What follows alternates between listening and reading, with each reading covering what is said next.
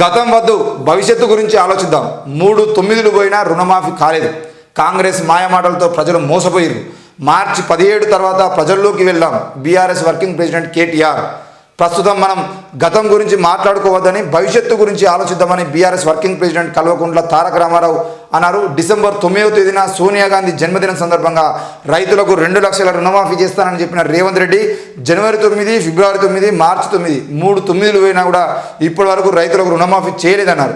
ఆదివారం కామారెడ్డి జిల్లా కేంద్రంలోని సత్య గార్డెన్లో నిర్వహించిన బీఆర్ఎస్ నియోజకవర్గ స్థాయి కార్యకర్తల సమావేశానికి ఆయన హాజరై మాట్లాడారు. బీఆర్ఎస్ నాయకులు కాంగ్రెస్లోకి వెళ్తున్నారని చెప్పేసి మాట్లాడుతున్న విషయాల మీద ఆయన గరమైరు అని చెప్పేసి ఒక వార్త వస్తున్నాం. అయితే ఇక్కడ మనం మాట్లాడుకోవాల్సిన విషయం ఏంటి అంటే రుణమాఫీకి సంబంధించిన విషయంలో ఈరోజు కేటీఆర్ మాట్లాడుతున్నాడు. మొన్నటి వరకు ఒక అంశం, ఆ అంశం మీద తర్వాత ఇంకో అంశం, ఇంకో అంశం మీద తర్వాత ఇంకో అంశం. 200 యూనిట్ల కరెంట్ ఏమైంది అని అడిగారు. గ్యాస్ సిలిండర్ ఏమైంది అని అడిగారు. అది పోయింది. ఇప్పుడు ఆ మహిళలకు ఇస్తానటువంటి పథకాలు ఏమైనాయి అని అడిగారు. ఈరోజు మళ్ళా రుణమాఫీ, రైతుల రుణమాఫీ ఏమైందని అడుగుతున్నారు. అంటే వీళ్ళు ఏంది అని అంటే కాంగ్రెస్ పార్టీ చేయాల్సినటువంటి పనులన్నింటినీ జాగ్రత్తగా, అతి జాగ్రత్తగా దగ్గరుండి చేయించేటువంటి పనిని, బాధ్యతను ఈరోజు బీఆర్ఎస్ ప్రభుత్వం తీసుకున్నది. బీఆర్ఎస్ కార్యకర్తలుగా ఉన్నటువంటి నాయకులు తీసుకున్నారు. మంచి పనే. ఈరోజు ప్రభుత్వంతో పనులు చేయించడం అనేది ప్రతిపక్ష పార్టీగా చేయాల్సినటువంటి పనే. అది కేటీఆర్, హరీష్ రావు క్లారిటీగా చేస్తున్నారు, బాగుంది. అయితే నేనేమంటున్నా అంటే రుణమాఫీ ఎవరికి ఏమంటారు? రుణమాఫీ 400 ఎకరాలు, 500 ఎకరాలు, 800 ఎకరాలు ఉన్నటువంటి మల్లారెడ్డి లాంటి నాయకులకు ఏమంటావా? లేదంటే మీ నాన్న లాంటి నాయకులకు ఏమంటావా? ఫామ్ హౌజులు కట్టుకొని 100 ఎకరాలలో ఫామ్ హౌజులు కట్టుకొని ఈరోజు అంటే ఫామ్ హౌస్ పోయి మంచిగా కాలు చాపుకొని పండుకున్నటువంటి నాయకులకు, బీఆర్ఎస్ నాయకులకు ఏమంటావా? ఈరోజు ఒక్కొక్క ఎమ్మెల్యే అడుగుపెట్టని, ఆయనకు కబ్జా చేయని గ్రామం లేదు ఒక నియోజకవర్గంలో. హన్మకొండలోని ఉమ్మడి వరంగల్ జిల్లాలో ఉన్నటువంటి ఒక ఎమ్మెల్యే తనకు ఎమ్మెల్యేగా ఉన్నటువంటి గత 10 ఏళ్ల కాలంలో ఎమ్మెల్యేగా ఉన్నటువంటి ఆ వ్యక్తి ప్రతి గ్రామంలో 4-5 ఎకరాల భూమిని కబ్జా చేయడం జరిగింది.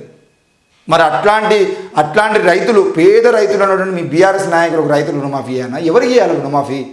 ఈరోజు తెలంగాణ రాష్ట్రంలో రైతు బంధు ద్వారా మీరు ఇచ్చినటువంటి డబ్బులలో 80%, 90% డబ్బులు మొత్తం కూడా ధనిక వర్గాలకే పోయినాయి. పేద వర్గాలకు ₹1 లాభం రాలేదు మీ రైతు బంధు వల్ల. కాబట్టి రైతు బంధుకు సంబంధించిన విషయంలో రైతు బంధు ఎవరికి ఇవ్వాలి అనేది మనం మొదటి నుండి చెప్తూనే ఉన్నాం. తప్పకుండా కౌలు రైతులకు, పేద రైతులకు మాత్రమే రుణమాఫీ చేయాలి, రైతు బంధు ఇవ్వాలి. ఈరోజు 1000 ఎకరాల భూమి ఉన్నోళ్ళు ఒక దగ్గర, అదే వరంగల్ జిల్లాలో 150-200 ఎకరాల భూమి ఉన్నటువంటి ఒక భూస్వామి, ఆయన హైదరాబాద్లో భక్తుడు, ఆయన కుటుంబం హైదరాబాద్ ఉంటుంది, హైదరాబాద్లో రాజకీయం చేసుకుంటాడు. వాళ్ళ కుటుంబాలు మొత్తం ఫ్యామిలీ మెంబర్స్ అందరూ అమెరికాలో ఉంటారు. ఆయనకు 200 ఎకరాల భూమి వరంగల్లో ఉంటుంది. ఆ వరంగల్లో ఉన్న 200 ఎకరాల భూమిని ఆయన రైతులు కౌలు చేసుకుంటారు, పంటలు పండించుకుంటూ ఉంటారు. వాళ్ళ దగ్గర నుండి కౌలు పైసలు తీసుకుంటాడు. ఈరోజు రైతు బంధు తీసుకుంటారు, రైతు రుణమాఫీ తీసుకుంటారు. అన్నీ ఈయనకు హైదరాబాద్లో కూర్చుంటే కౌలు పైసలు వస్తాయి, రైతు బంధు పైసలు వస్తాయి. 200 ఎకరాలకు ఈరోజు ఒక్కొక్క ఎకరానికి ఎన్ని వేల రూపాయలు చొప్పున ఆ 200 ఎకరాలకు ప్రతి 6 నెలలకు ఒకసారి ఎన్ని డబ్బులు పడుతూ ఉన్నాయి, కేంద్రం నుండి ఎన్ని పడుతున్నాయి, మరి మా తెలంగాణ రాష్ట్ర ప్రభుత్వం నుండి ఎన్ని పడుతున్నాయి అనే విషయాన్ని ఒకసారి ఆలోచన చేయాల్సిన అవసరం.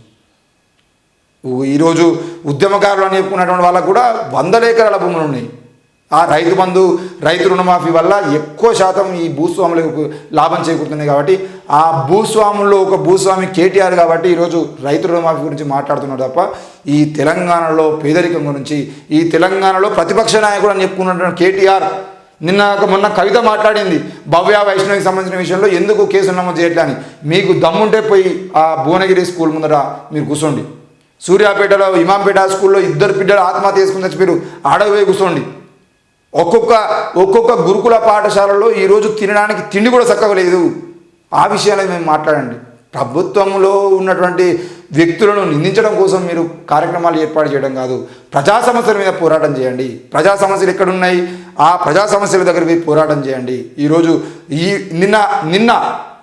నిన్న గల్లా జయదేవ్కు సంబంధించిన విషయంలో హీరో మహేష్ బాబు వాళ్ళ బావగారు అయినటువంటి గల్లా జయదేవ్ ఈరోజు బ్యాటరీస్, అమరరాజా బ్యాటరీస్ అని చెప్పేసి జడ్చెల్ల దాటిన తర్వాత ఒక 100 ఎకరాల భూముల్లో అమరరాజా బ్యాటరీస్ పేరుతోని ఐటీ పార్క్ అని చెప్పేసి ఏర్పాటు చేసి అక్కడ అమరరాజా బ్యాటరీస్ సంబంధించినటువంటి ప్లాంట్ ఏర్పాటు చేద్దామని చెప్పేసి చెప్తే నిన్న 100 మంది, 1000 మంది రైతులు, అంటే భూ నిర్వాసితులు ఎవరైతున్నారో ఆ భూ నిర్వాసితులందరూ మాకు ఇస్తామన్న డబ్బులు ఇవ్వలేదు అని చెప్పేసి రోడ్ల మీద వచ్చి ధర్నాలు చేస్తే వాళ్ళందరి మీద లాఠీ చార్జ్ చేసి వాళ్ళందరినీ మొత్తం తీసుకుపోయి అరెస్ట్ చేసే ప్రయత్నం చేశారు. దాని మీద మాట్లాడు.